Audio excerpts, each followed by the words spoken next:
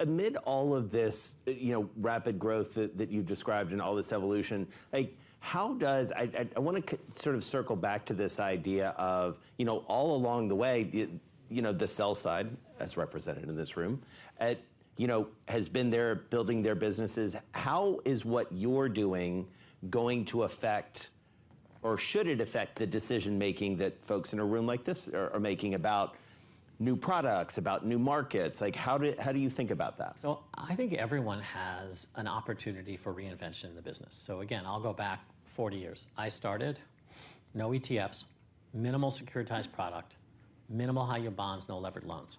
We take those 4 products for granted like they're gospel today. If they are the dominant products 10 years from now, I will be shocked. We are in a state of change. And so what's happened, so if the first notion is that debanking is happening as a big pillar going forward, and the second is this rethinking of public and private, I think it's also commoditization and indexation of public markets. There's going to be a response from this room to that in the creation of new products. How do you make money in daily liquid funds competing with funds that are essentially driven by momentum? Asking really fundamental questions like, do we have price discovery in US equity markets? I don't know. We have a price, we may not have price discovery. That's on the one hand a negative, on the other hand it provides a really interesting place to create new products. The vast majority of individuals, the vast majority of consumers will not consume private markets directly.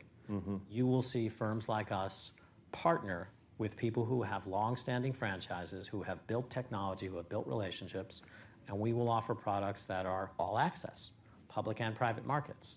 They will have return characteristics, liquidity characteristics, and fee characteristics that don't exist.